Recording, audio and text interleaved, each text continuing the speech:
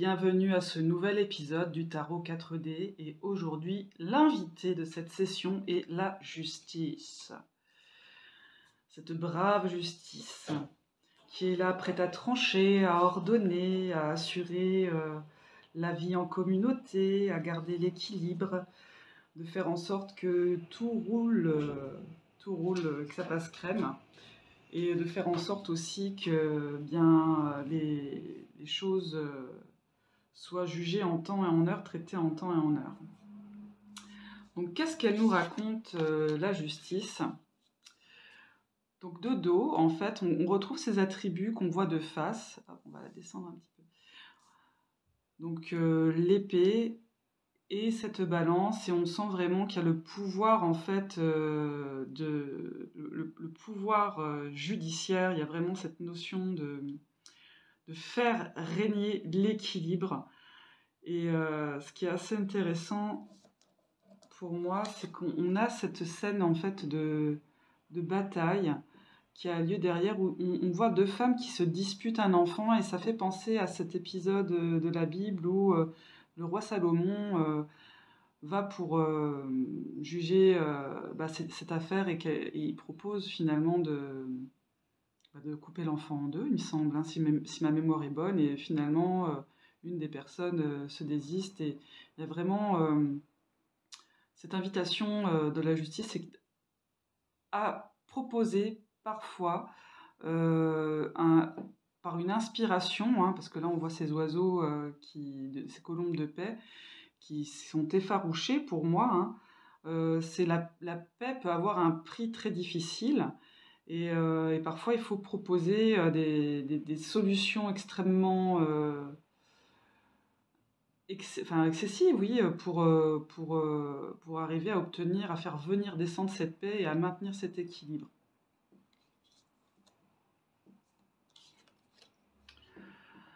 Donc avant, dans le before, on est vraiment sur cette notion où la justice se veut être un agent de paix.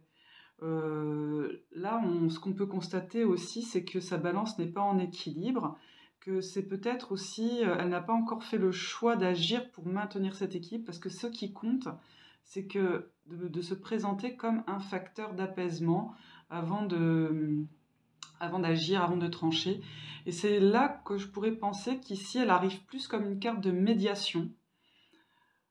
Surtout qu'on a un sourire assez doux sur le visage du personnage.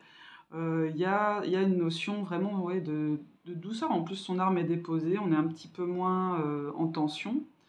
On est un petit peu moins dans l'action de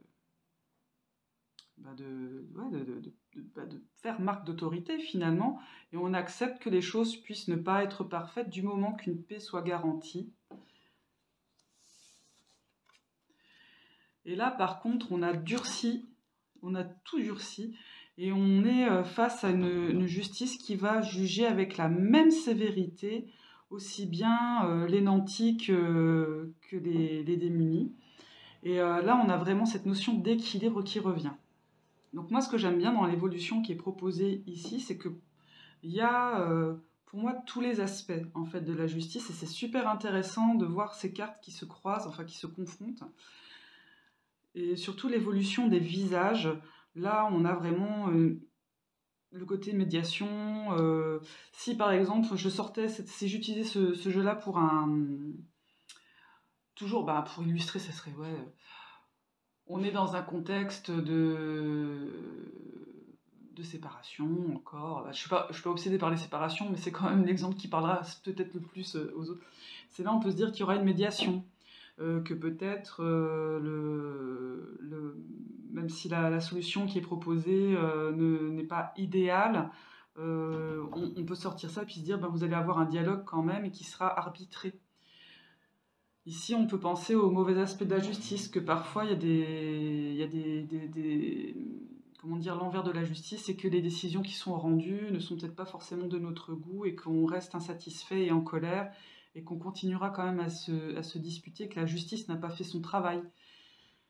Et là, par contre, c'est vraiment le concept maximal, c'est moi je vais vous écouter et je vais assurer l'équilibre, et vous allez voir, personne ne va moufter plus que ça. Ce que je trouve aussi intéressant dans cette carte-là, qui est un peu plus ambiguë, alors là on ne peut pas le dire, mais sur celle-ci et celle-ci, on est sur un personnage à peu près androgyne, que ici, je trouve qu'elle est carrément devenue très féminine, parce que j'ai l'impression que sa taille et sa poitrine sont plus marquées.